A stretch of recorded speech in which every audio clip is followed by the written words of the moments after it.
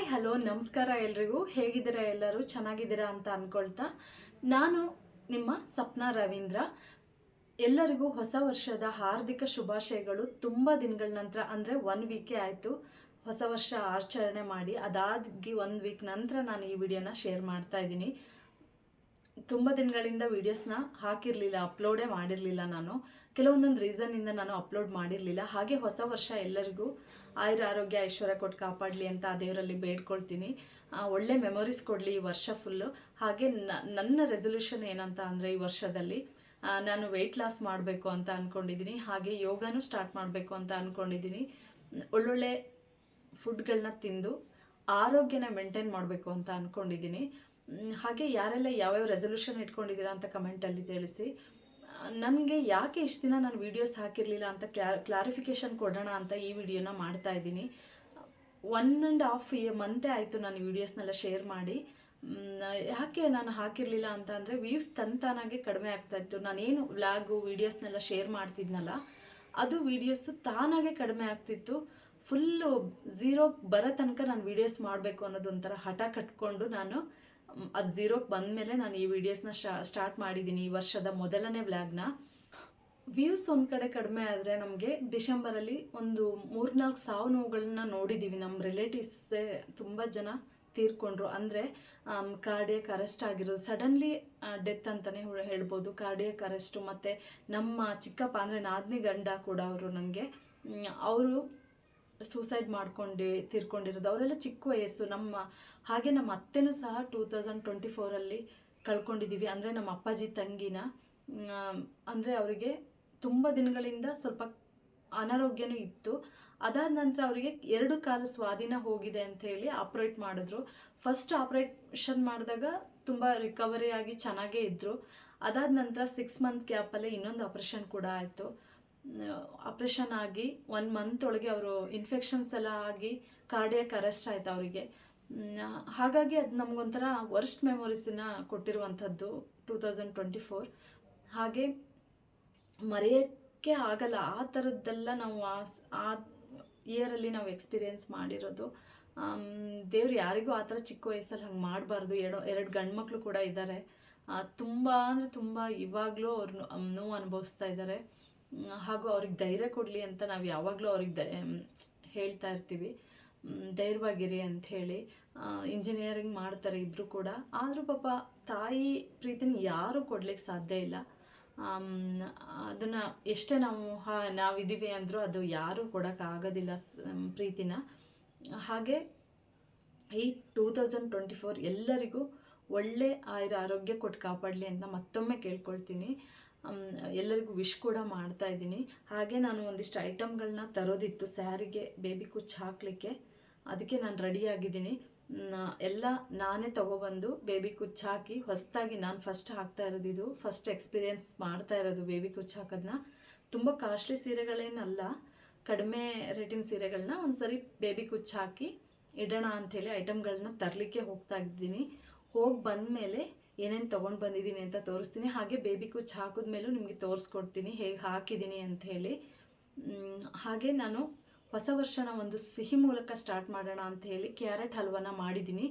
ಆ ರೆಸಿಪಿನ ನೋಡ್ಕೊಂಡು ಬನ್ನಿ. ಹಾಗೆ ವಿಡಿಯೋನ ಯಾರೆಲ್ಲ ಸಬ್ಸ್ಕ್ರೈಬ್ ಮಾಡದೆ ನೋಡ್ತಾ ಇದ್ದೀರೋ ಎಲ್ಲ ಸಬ್ಸ್ಕ್ರೈಬ್ ಮಾಡಿ ನೋಡಿ. ಹಾಗೆ ಫ್ಯಾಮಿಲಿ ಆ್ಯಂಡ್ ಫ್ರೆಂಡ್ಸ್ಗೂ ಶೇರ್ ಮಾಡಿ. ವಿಡಿಯೋನ ಸ್ಕಿಪ್ ಮಾಡದೆ ನೋಡಿ. ಈಗ ಮುಂದೆ ಕ್ಯಾರೆಟ್ ಹಲ್ವದ್ದು ರೆಸಿಪಿನ ಶೇರ್ ಮಾಡ್ತೀನಿ. ಪ್ಲೀಸ್ ಸಪೋರ್ಟ್ ಮಾಡಿ. ಎಷ್ಟು ಅದ್ಭುತವಾಗಿ ಬಂದಿದೆ ನೋಡಿ ಕ್ಯಾರೆಟ್ ಹಲ್ವಾ. ಟೇಸ್ಟ್ ಕೂಡ ಅಷ್ಟೇ ಸೂಪರ್ ಆಗಿತ್ತು. ಇದನ್ನು ಮಾಡಲಿಕ್ಕೆ ಬೇಕಾಗಿರುವ ಇಂಗ್ರೀಡಿಯೆಂಟ್ಸ್: ಒಂದು 100 ಗ್ರಾಮಷ್ಟು ತುಪ್ಪ ತಗೊಂಡಿದ್ದೀನಿ. ಅಂದರೆ ಒಂದು 2 ಟೇಬಲ್ ಸ್ಪೂನ್ ಬರುತ್ತೆ. 1 ಬೌಲಷ್ಟು ಡ್ರೈ ಫ್ರೂಟ್ಸ್. ನಾವು ಎಷ್ಟು ಬೇಕೋ ಅಷ್ಟು ಶುಗರ್ ಆ್ಯಡ್ ಮಾಡ್ಕೊಳ್ಬೋದು. 1 ಬೌಲ್ ತಗೊಂಡಿದ್ದೀನಿ. ಕೋವಾ, ಹಾಗೆ ಏಲಕ್ಕಿ ಪೌಡರ್, ಉಪ್ಪು, 1/4 kg ಕ್ಯಾರೆಟ್, ಹಾಗೆ ಅರ್ಧ ಲೀಟರ್ ಹಾಲು ತಗೊಂಡಿದ್ದೀನಿ. ಅದರಲ್ಲಿ ನಾನು ಸ್ವಲ್ಪನೇ ಹಾಕ್ಕೊಳ್ಳೋದು. ಹಾಗೆ ಇಲ್ಲಿ ನಾನು ಕ್ಯಾರೆಟ್ನ ಒಂದೊಂದಾಗೆ ಪೀಲ್ ಮಾಡ್ಕೊಳ್ತಾ ಇದ್ದೀನಿ. ಹೀಗೆ ಮಾಡೋದ್ರಿಂದ ಮೇಲ್ಗಡೆ ಇರೋ ಧೂಳಿನಂಶನೂ ಹೋಗುತ್ತೆ.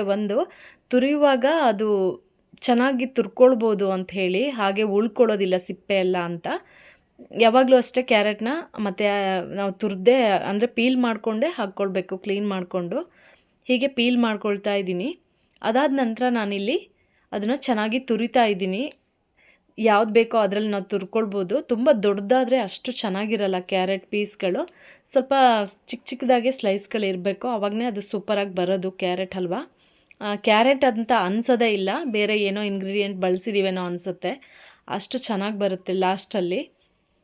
ಹಾಗೆ ನಾನಿಲ್ಲಿ ಎಲ್ಲ ಕ್ಯಾರೆಟ್ಗಳನ್ನು ನೀಟಾಗಿ ತುರಿದುಕೊಂಡು ನಂತರ ನಾನಿಲ್ಲಿ ಎತ್ತಿಟ್ಕೊಳ್ತಾ ಇದ್ದೀನಿ. ಸ್ವಲ್ಪ ನೀರಿನ ಅಂಶನೂ ಇರುತ್ತೆ, ನಾನು ಸ್ವಲ್ಪ ಅದನ್ನು ಸ್ಕ್ವೀಸ್ ಮಾಡ್ಕೊಂಡಿದ್ದೆ, ಯಾಕಂದರೆ ನಾವು ಫ್ರೈ ಮಾಡಬೇಕಲ್ಲ ಕ್ಯಾರೆಟ್ನ.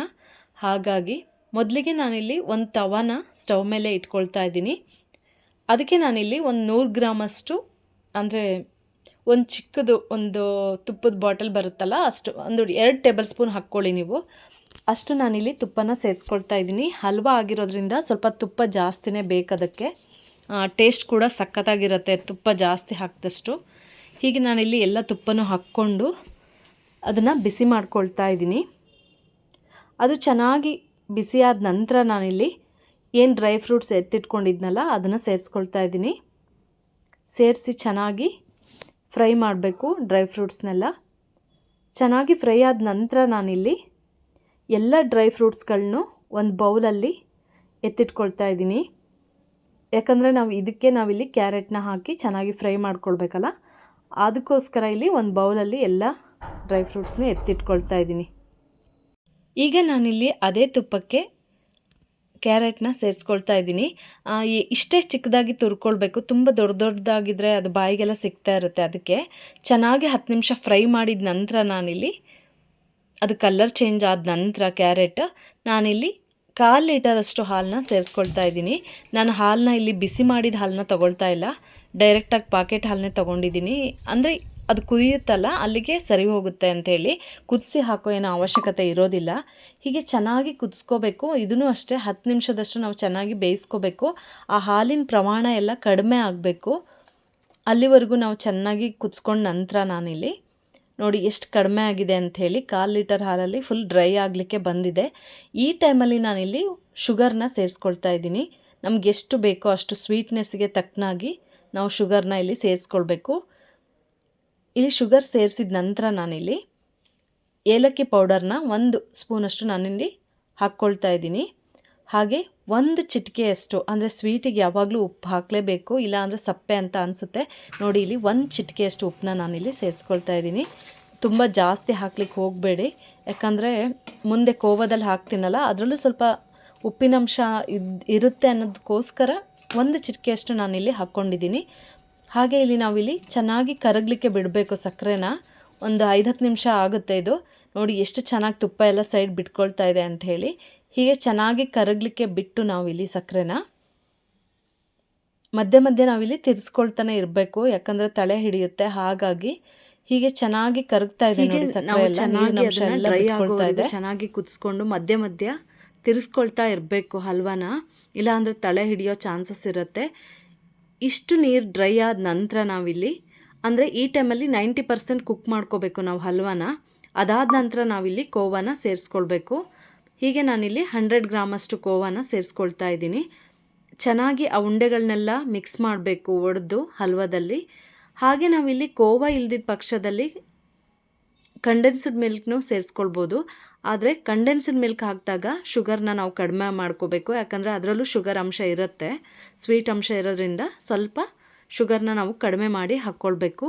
ಹಾಗೆ ಇಲ್ಲಿ ಕೋವಾದಲ್ಲಿ ಸ್ವಲ್ಪ ಉಪ್ಪಿನಂಶನೂ ಇರೋದ್ರಿಂದ ನಾನು ಅಲ್ಲಿ ಮೊದಲಿಗೆ ಚಿಟಿಕೆಯಷ್ಟು ಉಪ್ಪನ್ನ ಸೇರಿಸ್ಕೊಂಡಿದ್ದೀನಿ ಅಷ್ಟೇ. ನೋಡಿ ಸೇರಿಸಿ ಉಪ್ಪನ್ನು ಮಾತ್ರ. ಹೀಗೆ ಚೆನ್ನಾಗಿ ಮಿಕ್ಸ್ ಮಾಡ್ಕೊಳ್ಬೇಕು. ನೋಡಿ ಯಾವ ರೀತಿ ಆಗ್ತಿದೆ ಅಂಥೇಳಿ. ಹಾಗೆ ನಾವು ಕೋವಾ ಹಾಕಿದ ತಕ್ಷಣವೇ ಹಲ್ವಾ ಗಟ್ಟಿ ಆಗ್ಲಿಕ್ಕೆ ಸ್ಟಾರ್ಟ್ ಆಗುತ್ತೆ. ಹಾಗಾಗಿ ನಾವು 90% ಅಷ್ಟು ಹಲ್ವಾನ ಬೇಯಿಸ್ಕೊಳ್ಬೇಕು.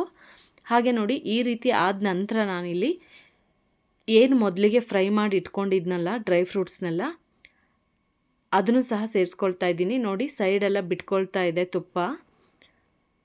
ಇದಾದ ನಂತರ ಇದು ಕುಕ್ ಆಗಿದೆ ಅಂಥೇಳಿ ಹೀಗೆ ನಾನು ಏನು ಫ್ರೈ ಮಾಡಿ ಇಟ್ಕೊಂಡಿದ್ನಲ್ಲ ಡ್ರೈ ಫ್ರೂಟ್ಸು ಅದನ್ನ ಸಹ ಸೇರಿಸ್ಕೊಳ್ತಾ ಇದ್ದೀನಿ. ಎಲ್ಲದನ್ನು ಸೇರಿಸಿ ನಾವಿಲ್ಲಿ ಚೆನ್ನಾಗಿ ಮಿಕ್ಸ್ ಮಾಡ್ಕೊಳ್ಬೇಕು, ಅಥವಾ ಗಾರ್ನಿಷಿಗೆ ಬೇಕಾದರೂ ಇಟ್ಕೊಳ್ಬೋದು. ನಾನಿಲ್ಲಿ ಎಲ್ಲದನ್ನು ಸೇರಿ ಮಿಕ್ಸ್ ಮಾಡ್ತಾ ಇದ್ದೀನಿ ಹಾಕಿ. ಹೀಗೆ ಚೆನ್ನಾಗಿ ಮಿಕ್ಸ್ ಮಾಡಿದ ನಂತರ ನಾನಿಲ್ಲಿ ಒಂದು ಬೌಲಿಗೆ ಕೂಡ ಸರ್ವ್ ಮಾಡ್ಕೊಂಡಿದ್ದೀನಿ. ಟೇಸ್ಟ್ ಕೂಡ ಅಷ್ಟೇ ಅದ್ಭುತವಾಗಿತ್ತು.